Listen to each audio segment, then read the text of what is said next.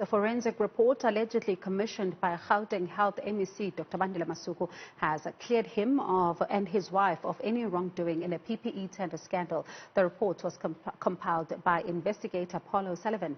The Masukus have been implicated in the Gauteng multi-million rand PPE tender controversy, and Paul O'Sullivan joins us now to discuss the contents of the report and its findings. Of course, he is going to paint a picture for us and what exactly led him to take on this particular task. Mr. O'Sullivan, good evening. Thank you so much for your time tonight. Let's just begin here. Who commissioned this report? It was commissioned by law firm Dell Furman Associates after they were approached by MEC for Health, Dr. Masuku, who requested them to assist him in respect of the allegations that had been made against him. And when you were then conducting this report, who did you speak to? Take us through some of the processes that were involved in how you then managed to carry out your work. Okay, well, it's like any forensic investigation. If I have to explain how that's done, we'll be here all night. So I'll just jump straight to the point. We examined lots of documents, we carried out lots of research, and we interviewed a number of people. And based on that whole situation, we satisfied ourselves that Dr. Masuku is above board and so is his wife. And of course, it's a stark contrast to the SIU report that has found him to not have exercised oversight.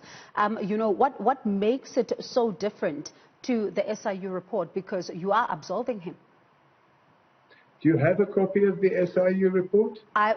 We have seen reports on it, and even the Premier briefed the media on it yesterday to say that, in fact, there was one incident where there was the head of the procurement, and when you look at that fact that there was that particular complaint that was said to have been brought to his office to try and resolve between that supply chain head at the time and the CFO, who was then seen to be procuring without following the particular processes. It is said that the MEC either turned a blind eye or did not exercise his oversight duties to try and resolve that particular grievance. And that is part of what the SIU report has said. Well, you've admitted you don't have a copy of the SIU report. And I think that's but the Premier has spoken about it yesterday, and the Premier has taken the media and the nation into his confidence about it. The point I'm making, which I think you're losing, is that everybody's talking about an SIU report that nobody's actually seen.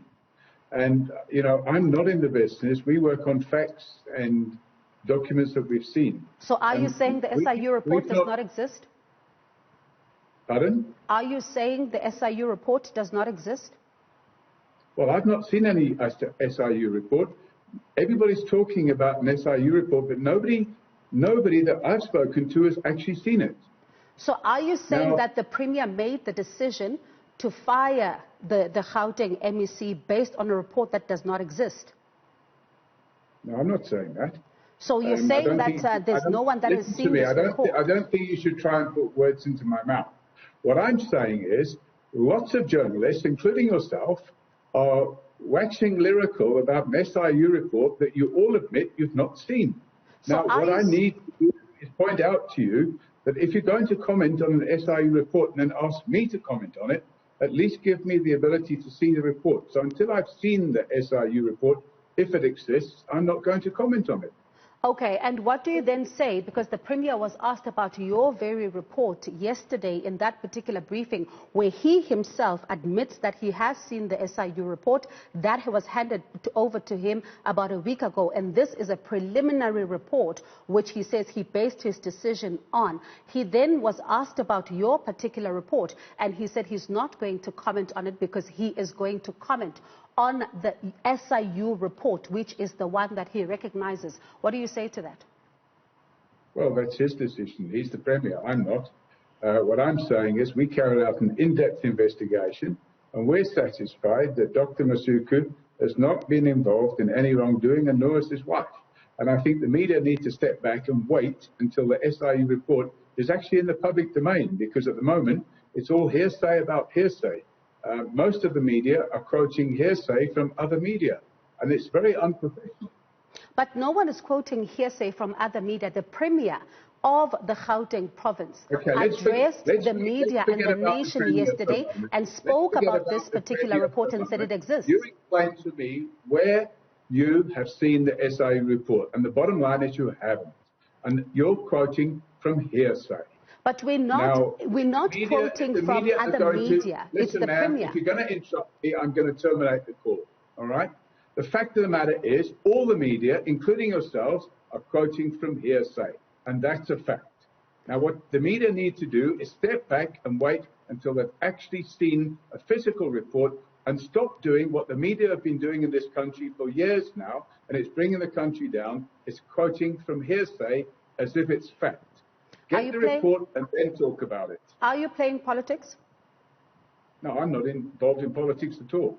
Some have suggested that this report and the timing of it, because it was released in the morning and in the afternoon we see the Premier come out to talk about the SIU report. Some have suggested that this particular move was quite calculated to try and change the public narrative. What do you say to that? Look, the bottom line is the report should have been finished a week earlier. But unfortunately, there were certain interviews that we couldn't get done. COVID-19 has placed certain restrictions on investigations, and that means meeting with some people and having discussions with some people takes longer than you originally anticipated. I'm satisfied that that report that we've produced is rock solid.